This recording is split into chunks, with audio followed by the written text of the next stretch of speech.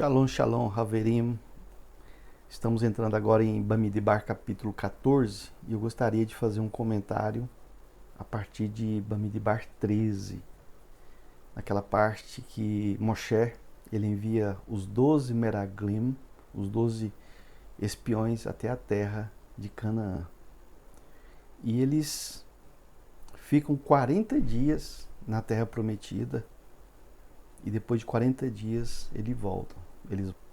E nesses 40 dias eles analisaram a terra, eles analisaram os frutos, né, as árvores, e eles analisaram os povos, a segurança, o poder, a potência que esses povos tinham ali na terra prometida. Porque essa entrada deles é uma entrada em que eles cogitavam que houvesse uma guerra, que a terra fosse tomada à força.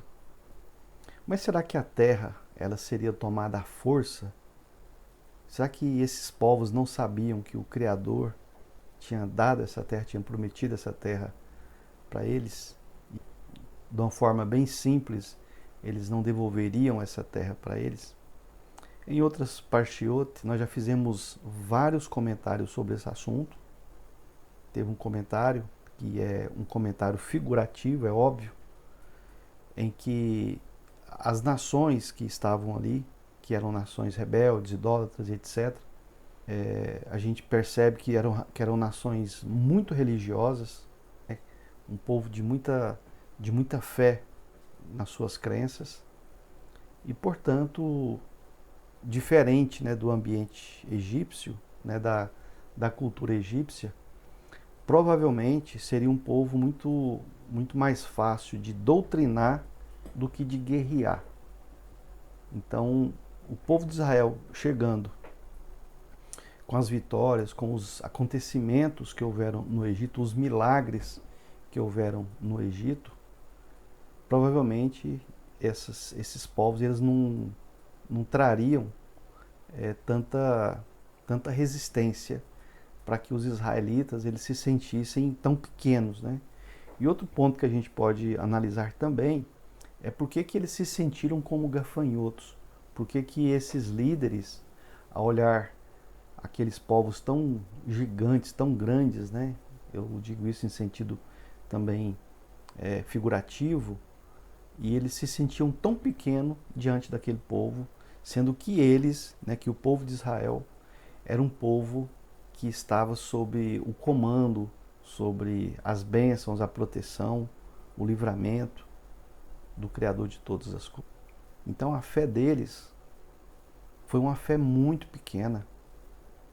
Esse temor desses povos não faz sentido comparado com o que eles vivenciaram no Egito, a qual eles conheciam tanto.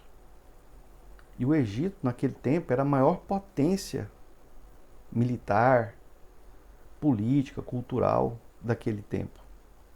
E o Criador livrou eles, tirou eles de dentro do Egito. Eles foram retirados do Egito. Agora o Criador quer colocar eles dentro de uma terra, dentro da terra prometida. E agora, para que eles sejam colocados, eles criam essa resistência. E um outro ponto que eu gostaria de comentar também é sobre a liderança.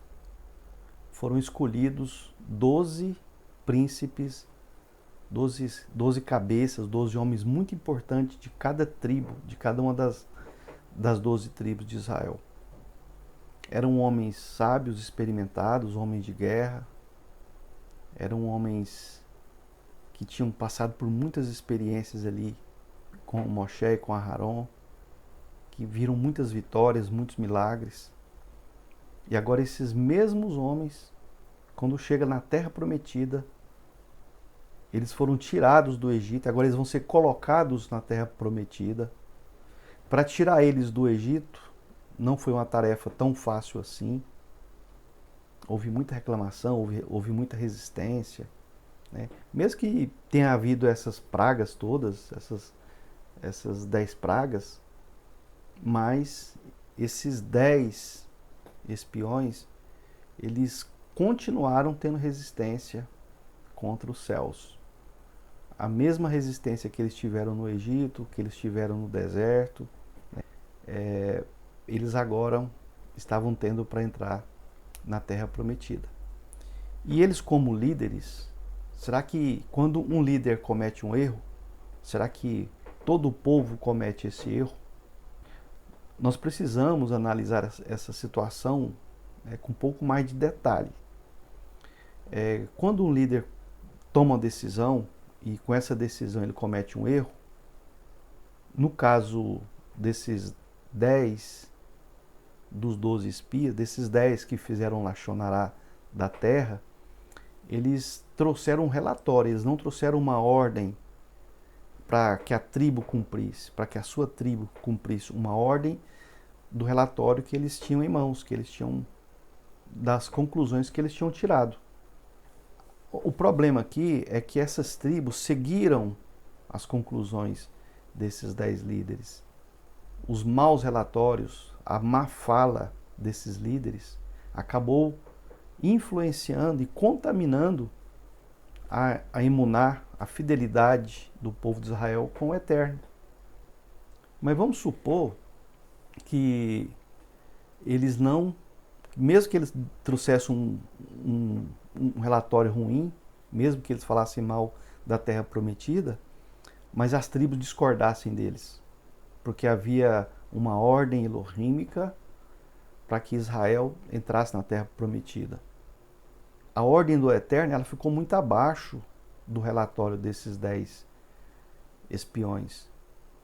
Então não foi bem uma decisão que esses líderes tomaram que acabou por afundar todo Israel. Então eles passaram 40 dias estudando, observando, espionando, verificando a Terra Prometida. E quando eles retornam, eles trazem cachos de uva, romã, figo, gigante, coisa enorme. Ou seja, a terra era muito fértil. E eles falam para o povo a respeito, olha só, algo que nós temos que prestar muita atenção nessa história. Eles falam que as frutas eram muito grandes, que a terra era muito fértil. E eles também falam que os povos eram gigantes e guerreiros. E esses povos eram mais poderosos do que eles mesmos. Então toda essa fala, a gente pegando por detalhes, as frutas eram grandes, a terra é muito fértil. E são povos gigantes, são povos guerreiros. Olha só, frutas grandes e povos gigantes. E eles chegaram à conclusão de que o que esses povos tinham, que eram povos idólatras, muito religiosos, o que eles tinham eram muito mais poderosos do que o que Israel tinha, que é o Criador de todas as coisas. Elohim de Abraham, Isaac e Jacó. Então eles não falaram mal somente da terra. Eles não fizeram Lachonará somente da terra. Quando eles fazem Lachonará contra a terra de Israel, eles trazem um mau relatório, de maneira que o povo não cumprisse as ordens do Eterno, eles cometem um grande pecado.